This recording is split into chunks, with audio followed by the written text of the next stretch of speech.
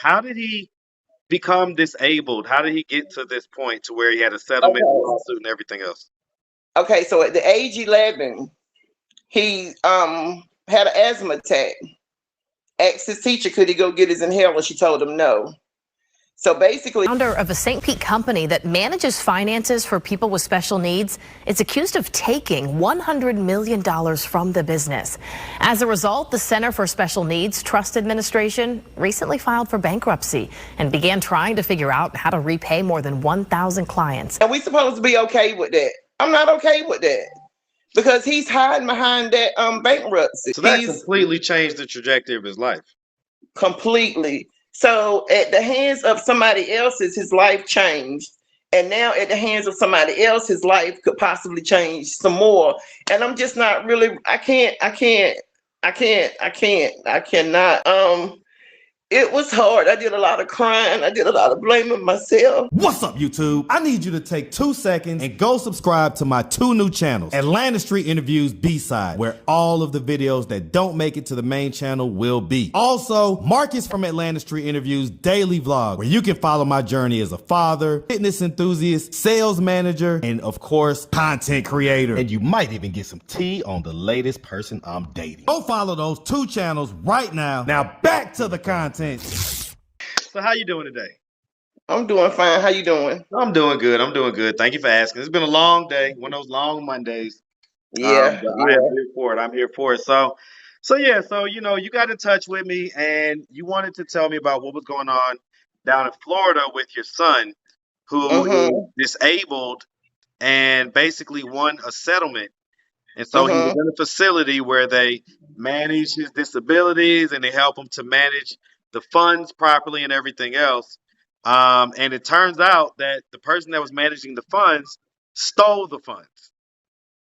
And so that's on this news report right here. Founder of a St. Pete company that manages finances for people with special needs is accused of taking $100 million from the business. As a result, the Center for Special Needs Trust Administration recently filed for bankruptcy and began trying to figure out how to repay more than 1,000 clients. Fox 13's Aaron Mesmer is live in our newsroom tonight. So Aaron, how did this unfold? Allie, the bankruptcy filing accuses the center's founder of taking the money and then covering it up for more than a decade. Now the company's current leadership is wondering where those funds went. Inside this unassuming office building in St. Pete, workers are doing an important job. 2,000 people rely on them to manage their funds, often from an injury settlement.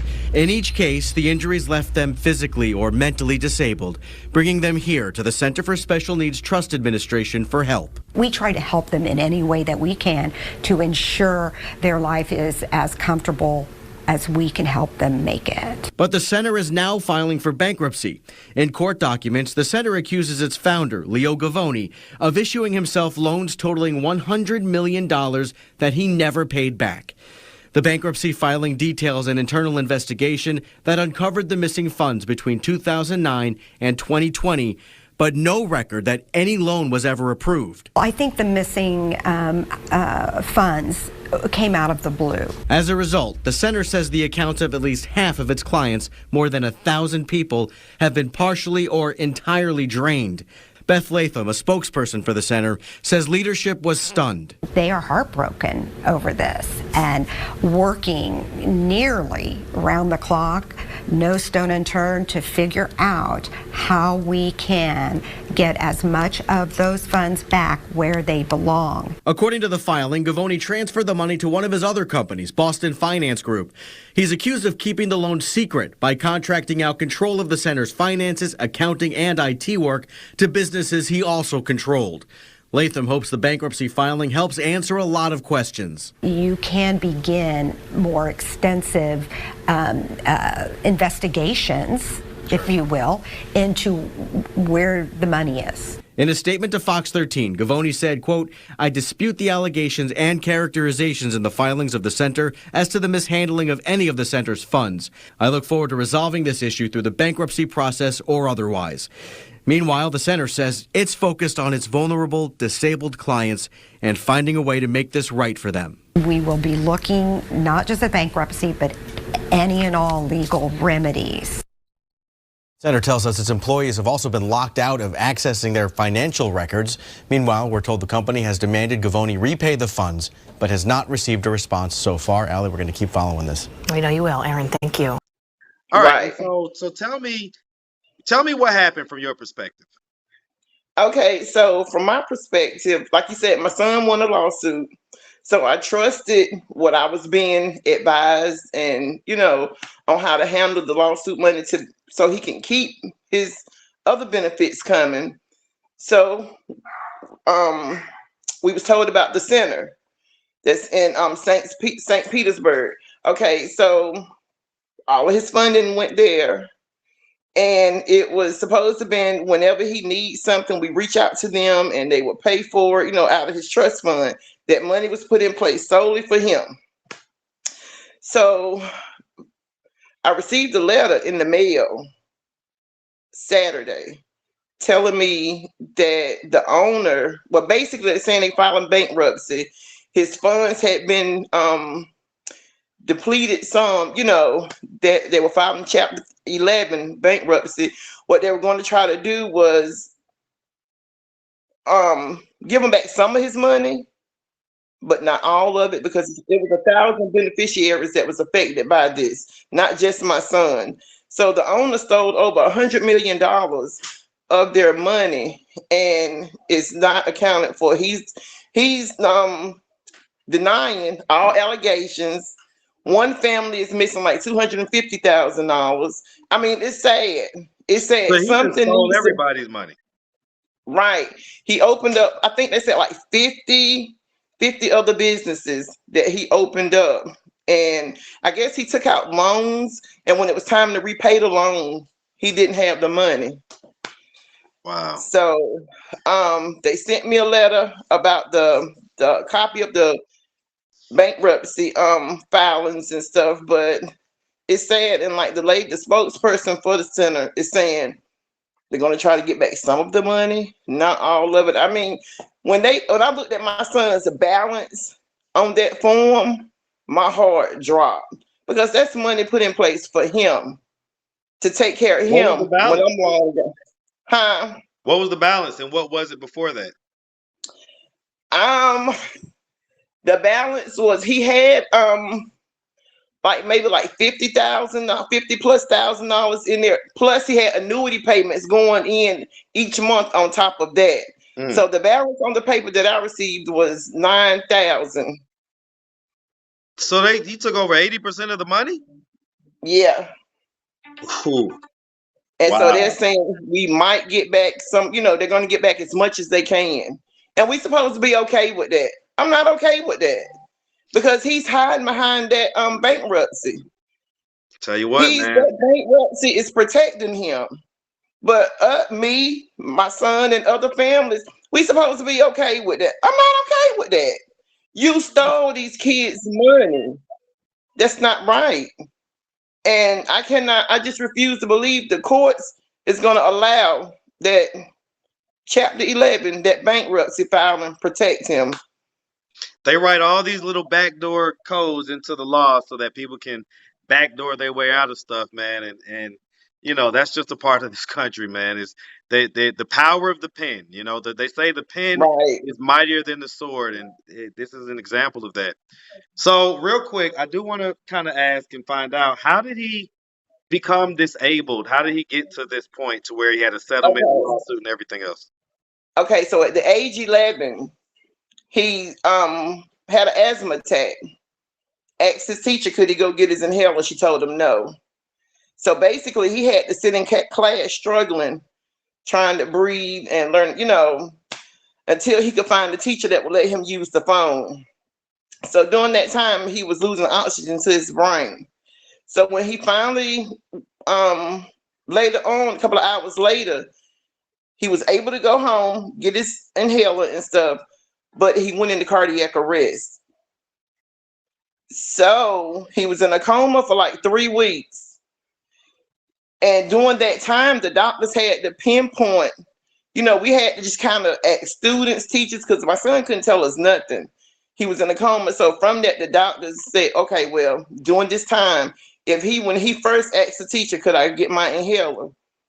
he would have been. They said they couldn't guarantee that he wouldn't have had to come to the hospital, but they guaranteed he wouldn't have went into cardiac arrest and suffered the type of brain injury he suffered. He suffered a monoxic brain injury, and it controls his motor skills. So he can't. It's called myoclonic movement. So here you have this. You might see him sitting in his wheelchair, or sitting in the car or something. You think he's okay until you hear him start talking or see him doing a movement. So it's like basically it's like taking care of a newborn baby again. We have to feed them. We have to bathe them. You know, we have to help him with everything. Everything. Man, what do you feel about, or how do you feel towards the teacher that wouldn't let him, like, how did you feel when you first heard that? When you first found out that that was the reason? How did you feel? I was hurt, I was angry, I was mad. I was ready to do some things that would have ended me probably in prison for the rest of my life. So I had to do a lot of praying. I had to do a whole lot of praying, not only for my son, but for myself, because I was really ready to do something, because I trusted y'all sending him to school. I trusted you to teach him, you know, what his education, get his education. And just one simple thing, get his inhaler, something you know a child needs. And you tell him just flat out no. And we had an issue with that same school with him having to go to the bathroom. They was telling him no, he couldn't go to the bathroom. And I told my son, well, if it's an emergency and you need to go, just walk out the classroom. We'll deal with it later. So when my son had permission to be defiant, to walk out the classroom or whatever, to go get his inhaler and didn't go, that's when I realized my son he was in distress, and it was bad. So I was really, upset. And I understand she was advised not to reach out to the family, but I believe if I was in her shoes, I would have had to maneuver some kind of way around it, just because I'm human. I have feelings, you know. I would have been concerned about Jordan, knowing that I caused it. She didn't reach out. She didn't send a message. Right? She was a black teacher. I can't tell you what she looks like. I don't want to know what she looks like. I just know her name. That's it. I don't. And I had another son that was at the same school. She couldn't even look at my other son. She never asked how my son was doing. Nothing. Do you think that she lives? Do you think that she lives with the guilt of that, or do you think she kind of went on about her life and, you know, doesn't really care? Her actions showed that she went on with her life and really didn't care. But I pray that she, you know, did some soul searching or whatever, because I forgive her. I prayed for her, you know, I forgive her. Do you want to say her name? Her name is Miss Mack. She worked at Durham Public Schools. It was at Githens Middle School in Durham, North Carolina. Her name was Mrs. Mack. She was a 6th grade teacher. You're saying Mack, C-K, Mack, or Mack? Mack, M-A-C-K. Okay, Mack. I tell you what, man, that is so crazy, man. That is so crazy. So your son was perfectly normal before that? I mean, he had asthma, but before that? He played football from the time that he could play, from the age of 5, playing flag football, was getting ready to go out for wrestling. So that completely changed the trajectory of his life. Completely. So at the hands of somebody else's, his life changed. And now at the hands of somebody else, his life could possibly change some more. And I'm just not really, I cannot sit back. I'm going to fight for my son. I'm my son's voice. So I'm really, you know, they need to put some better laws in place to protect these families and the kids when they're dealing with the trust funds, these centers for special needs or whatever. Because this is not the first time I've heard of situations before, but it's being like they're more trying to control the money, saying what they will and what they won't pay for. But I never heard of someone actually working somewhere and stealing their money.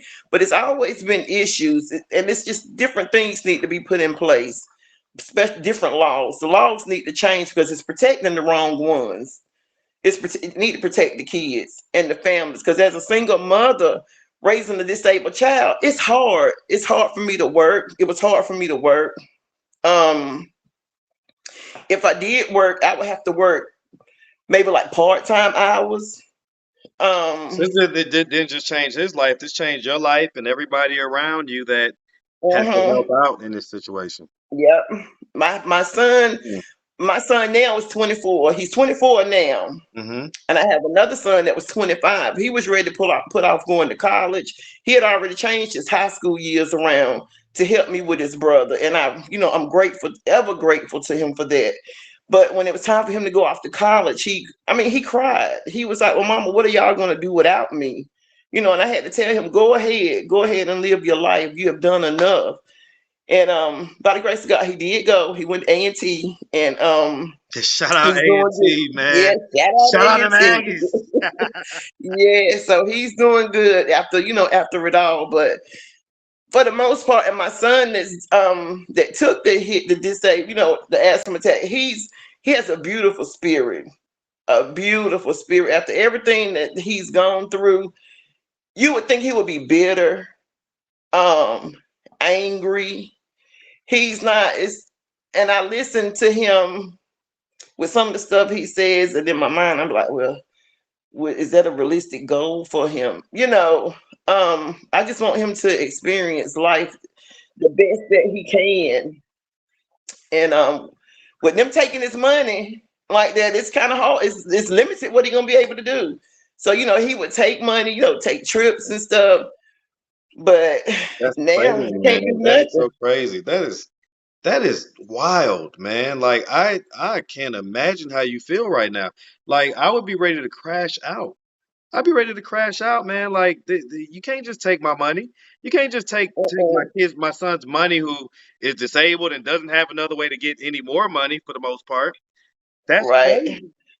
Um, it was hard. I did a lot of crying. I did a lot of blaming myself because I should have I felt like I should have did more homework on this Center for Special Needs Trust, and I didn't. At the time, I trusted the lawyer because I was already mentally still going through a lot of stuff. He still having to go through physical therapy. I'm still worrying about him, worrying about this lawsuit, and so I pretty much trusted the lawyer. And so yeah, it's when I opened up that letter and I read it, and when I'm skimming through, I was like, let me just read this later. When I get in the house, when I can sit down and really pay attention to what this letter is saying. And so I opened up the other envelope, and I was like, wait a minute. No, I know this can't be. And so I'm keeping it to myself because I didn't want to tell him because he was in the car like, what? What is it?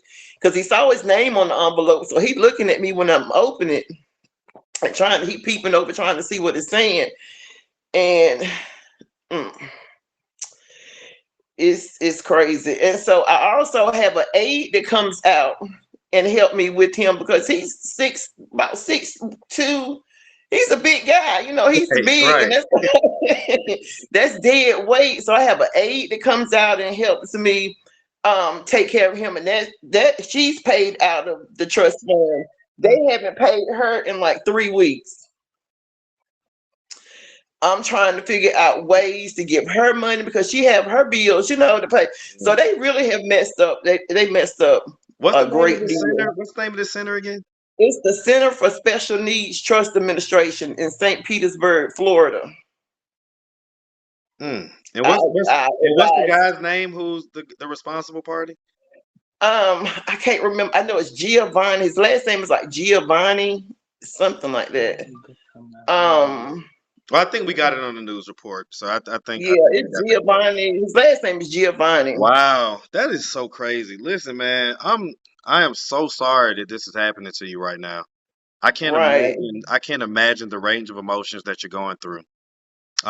The And one so thing I reached out to you and your platform is because I want to see if it's other families that's going through it, and we can form a support group and we can fight for our kids, for them to change the laws. We have to come together. I don't think it's going to be a one person job. It's going to have to be families. We come together and strength in fight this numbers. thing.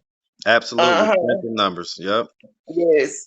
Okay. And I'm up for the fight. I really am, because I'm not okay with that man I'm not okay with him taking his money. I'm not. $100 million. $100 million. So you went in, and some kids he left no money. Just emptied out their account. empty out their accounts. Crazy, man. I said, let me see if I can do something to have his funds going somewhere else, because once doing my homework, certain banks have those special needs trust funds in place. Certain banks, so the lawyer didn't have to send the money all the way down to this facility. He could have went to a state employees credit union in Durham. Do At you the time, I was living in Durham. do you impart some blame onto the lawyer? A lot, because deep down in my soul, it's always been telling me I feel like it was Like a kickback situation or something like that? right. I felt like You want to name the lawyer? His name is Kenneth Steinberg. I have no problem. Kenneth Steinberg. Steinberg? Steinberg. Steinberg. Okay, Kenneth Steinberg. Okay. Yeah, I mean, folks need to know, because this is the type of nonsense that happens, and then they think that you're so small that you don't have a voice, that nobody's gonna hear you, nobody's gonna listen to you. But like you say, you reached out, and hopefully, I never know how many views any of these videos are gonna get, but hopefully the right person sees it, if not a lot of people, right? Hopefully the right person sees it, and like I say, you guys can start to form some type of a group and start to really make some motion and make some waves to get this money recovered, because that's just absolutely madness, man. That is madness to me. So, well, listen, if anybody out there did want to reach out, help, or donate, do you have a way that they could do that? Do you have social media, Cash App, anything like that? I have social media and I have Cash App. I have an email. Okay, so shout them all out. Okay, so my email is Tracy Lawrence, TracyLawrence 59@gmail.com. My Instagram name is at Forever Freckles, because of my freckles. Forever Freckles. I see the freckles. Shout out to my mama. Shout out to mom and them freckles. That good DNA. And my Cash App is Trey, TRA 2170. Okay. All right. You got that. Yeah. All right. Well, listen, I mean, we really appreciate you taking the time, breaking this whole thing down to us. And I really do hope that somebody reaches out, offers some type of assistance, even if it's not monetary. I hope that they just offer some type of assistance to be able to help you recover, hopefully all of the money, but at least some of it, and be able to kind of get things back on track, because that's just that's crazy to me, man. That's so crazy. So, or if nothing else, if you know somebody that knows somebody that's going through the same situation or a similar situation, just link us up together, and we make them. Just never know, we can come in together, like you said. No, it's in the numbers. Absolutely, yeah, it's absolutely. in the numbers. So, all right. Well, listen, I appreciate you reaching out to me. I'm happy that I was able to hear your story, share your story, and I really hope that some good comes of it. Thank you, Marcus. Thank you so much. You keep doing what you're doing. I watch you every day, every night. So I was like, I know who I can reach out to. I'm gonna reach out to Marcus. I appreciate it. I'm gonna keep on keeping on. So you ain't gotta worry about that part, all right? All right. Thank you so much. I appreciate you, Tracy. All right. Thank you. I appreciate you. All right. Bye-bye.